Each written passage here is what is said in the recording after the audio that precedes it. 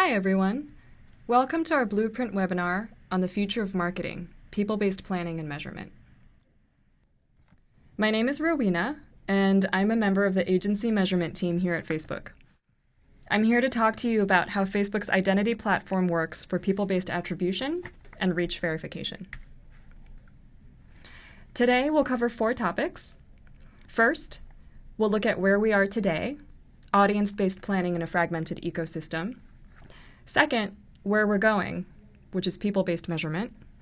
Third, how to plan for people.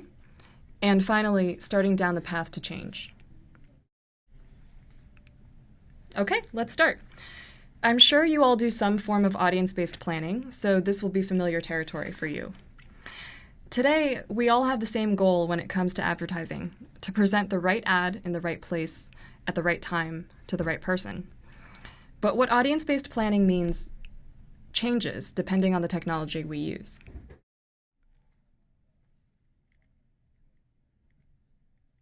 Let me give you a few examples. So starting on the right of the slide, think about how you plan for TV print and out of home, which is shown again on the right, and keep in mind that I'm oversimplifying the process. We as planners first look at the people who buy our product, trying to understand them in terms of their demographics. And then we look for the right place where people are spending their time. The goal is to find the right place to advertise while holding everything else constant. Moving to the middle of the slide, for digital planning, we start much like we do with TV, print, and out of home, by first finding our target audience. But this time, we can be more specific. For example, we can look for moms with kids under the age of 5 who live in Ohio. Then we can show this group ads wherever they are on the internet. So now, for digital planning, the goal becomes finding the right group of people while holding everything else constant.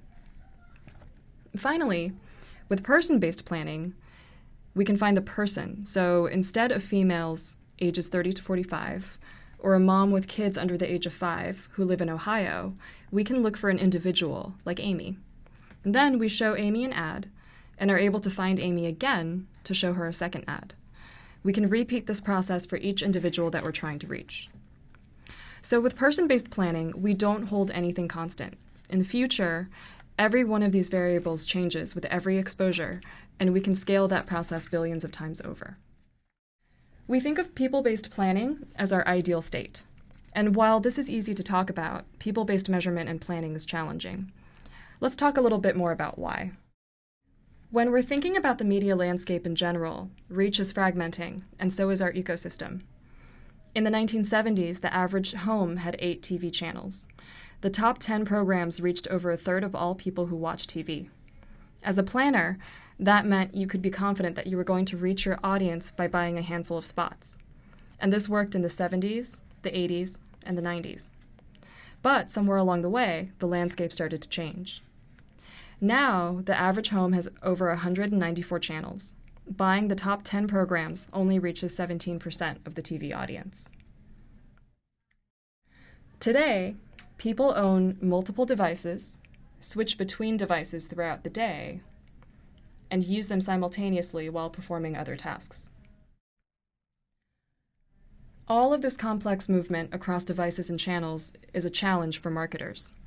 With multiple devices and people who switch constantly throughout the day, we need a new measurement solution for today's ecosystem that addresses the multiple measurement problems, such as standard attribution versus cross-device attribution, last-click attribution, which only addresses the last touch on the path to purchase and doesn't account for what influenced the purchase, and finally, we need to address the fact that measuring channels in silos limits your visibility into the full impact of your advertising efforts. The measurement gaps caused by cookies also limit your ability to determine the true reach and targeting of your campaigns. Based on internal studies, we saw that cookie-based measurement tends to overestimate the reach of your campaigns, understate the frequency, and never reaches the right people more than half of the time. At Facebook, we believe in people-based measurement that provides a single customer view across everything: devices, browsers, platforms, publishers, and even offline. Facebook's measurement solutions help marketers shift to methods that matter and measure more accurately with real people. We have advertising solutions that help you deliver people-based marketing at every stage of the customer journey. You can also drive loyalty and lifetime value with existing customers by re-engaging at each of these stages. With people-based data and tools, you can close the measurement gaps that exist with cookie-based measurement by tying actions directly to real people, whether they are on or off Facebook. The scale and depth of data provided by people connected to Facebook gives us a unique advantage in understanding the products and services they may be interested in, as well as how they move across devices and navigate the web. And having access to such data at scale provides you with 4 key benefits. First, better accuracy in targeting your campaigns to the right people through our deterministic people-based data. Second, consistency in reaching the same person as they move across devices through our persistent logins. Third, the ability to find your customers wherever they may be through our scale. And fourth, more options in how you can target and customize your messaging for customers based on the depth of our consumer insights. Our large deterministic base gives us the ability to measure people on and off Facebook, on both desktop and mobile devices, in any online environment. Facebook measurement tools are centered around measuring core business outcomes that matter for marketers, such as sales, or attribution, and reach. For sales or attribution, we can measure how your media spend impacts sales outcomes. These solutions can help you answer questions like, did your ads drive your business outcomes? Did they contribute to ROI? Also, did your ads result in sales, leads, or app installs? For reach, we can help you measure and optimize how you reach your audiences. Here are some questions we can help you answer. How many people did your ads reach, and how frequently? Did your ads reach the right people or audience? And finally, did your ads reach people across devices? Now that we've talked about our fragmenting landscape, let's talk a little bit about how people-based measurement can inform people-based planning. One of the misconceptions we see around measurement is that it happens separately from the planning process. But knowing if something works in a vacuum isn't necessarily helpful. Once we can actually measure people, you can use measurement to plan for people in an iterative cycle. So why do we want to share this data with you? First, we want to encourage a change in thought, and we want the industry to start planning from the perspective of an individual. Our goal isn't to get all of the budgets to move to a people-based strategy. We recognize in some scenarios that the platform will matter to the campaign, the same way that there are cultural events where context does matter, whether it's the Oscars or the September issue. We also know that sometimes an activation to a niche audience can have a broad impact. But what we really are advocating for is a shift, from leaning on those events and niche activations to supporting your campaigns with people-based plans. We think that the efficiency gains from people-based plans allow you to invest in the right cultural moments and activations while still maintaining a presence the rest of the year. This means thinking about how people-based systems can support you at the beginning of your campaign planning and not as an afterthought. We're going to illustrate that by sharing 2 examples. So first, let's think about TV planning in a simplified way. You start with an audience, you plan GRPs against that audience, and then you run your TV campaign. Afterwards, you evaluate the campaign by how your GRPs are delivered. And this works in a single TV channel world, but when we layer inventory across our fragmented media landscape, such as channels, day parts, and devices, we lose a clear view of who and how frequently your campaign is reaching its intended audience. For example, let's say your campaign delivered 10 TRPs. Are you reaching 10% of your audience once, or are you reaching 5% of your audience twice? At the overall channel level, one person in your campaign might be overexposed, while another might be underexposed. So, in short, your plan is right and the average is right, but the lack of delivery control skews the distribution at the person level. 2 plans that had the same reach and the same average frequency could be delivering completely different experiences to different people. So now, let's take a look at some real campaigns. What does it look like when we use people-based data systems to understand what these distributions look like. Using a combination of set-top box data and Facebook person-based data, we looked at 5 campaigns in the US, and we were able to see the difference between the average and the actual. We found that while the TV plans had an average of 4.5 exposures per week per person, the top 25% of TV viewers saw an ad an average of 7 times per week. This means that your distribution of exposures is uneven across people. Further, half of all media is going to primetime TV spots. If you eliminated all primetime TV spots, overall reach would only be reduced by 15%, and overall frequency would only decrease by 30%. So what this shows is that old strategies for dialing things up or down are now less effective than they were before. Admittedly, this doesn't take into account the idea of premium content, but that's something we'll discuss in a bit. And again, while your campaign's overall metrics may look like what you planned, when you get to the individual level, people are having very different experiences within your campaign, and that's why a person-based perspective matters. When we lose that person-based perspective, we can also lose our audience. This is because while TV has scale, it doesn't have the personal nature of other devices. When we look at a TV campaign that was targeted towards an 18 to 49 African American affinity audience, we can see a couple of things. First, we can see that 80% of those exposed to the campaign were reached by TV, which is no surprise whatsoever, and is shown on the left. But when we look at their broad target of 18 to 49, we see TV only uniquely reached 68%, which is what's shown in the middle.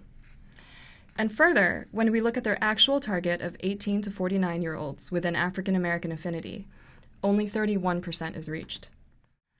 And this example would hold true for any multicultural audience like US Hispanics. So, when you're thinking about specific people, you need the tools to reach those specific people. Highly valued audiences can be missed if the media is only in one silo. And in the future, we want to be in a place where we can specify an audience, how many times they'll see an ad, and have that deliver consistently and accurately across all channels and formats. For another example, we know that digital and people-based planning lets you target really narrow audiences. How should you, now that you're facing a trade-off between specific targeting and scaled impact? Through online targeting, we can create small audiences of groups who we think are the right type of people. But in a people-based world, the right type of people are simply the individuals who buy your product. So this is a case where the digital thinking of audience-based planning, who are the right people, taken to the extreme in a people-based world is often going to limit your impact. Let's compare 2 hypothetical campaigns for soap with the same budget, one where we have a narrow audience that we've identified as buyers of our product, such as moms who are 30 to 40, live in Ohio, and drive minivans, compared to a campaign where we target more broadly, adults 18 plus. The precise audience shown on top gets you a 12% lift, and the broad audience gets you an 8% lift in sales, shown on the bottom. Was the first campaign more successful, or the second broadly targeted campaign? And is there more information that I didn't tell you? What we haven't mentioned in this example is the audience size. Your narrow audience is going to be smaller, and your broad audience is going to be larger, and this affects your total impact. In this case, your narrow campaign gets you 1 sale, shown on top, and your broad campaign gets you 3 sales, shown on the bottom. So this is a place where the lessons of TV make sense. Scale matters. It's not just the only thing that matters. We see similar results when we look at campaigns driving offline sales. We looked across 178 Oracle Cloud measured campaigns. And what we found was that the top quartile of sales driving campaigns, so the campaigns that drove the most sales, drove 75% of all sales that we measured and had almost twice the average reach of the bottom quartile of sales campaigns. While you might think this is because larger campaigns have higher reach, the broader targeting typically has a lower CPM. So when we look at this data another way, we can see that the cost per impact of the highest reach campaigns were 10% lower than the low reach campaigns in terms of cost per impact. From this view, we saw that the top quartile of campaigns by reach had 169% more incremental buyers and 139% more incremental sales. All of this reinforces the idea that reach really matters in the people-based world. Evaluating your campaigns from every perspective gives you better insight into what's working. In today's fragmented landscape, it's hard to reach the right people in the right place and measure accurately. Facebook's people-based measurement solutions help marketers measure accurately with people across everything, which in turn allows for people-based planning. To get started, first, identify your business goals. Where do you want to make an impact? Sales? Brand lift? Generate leads? Second, measure the metrics that matter.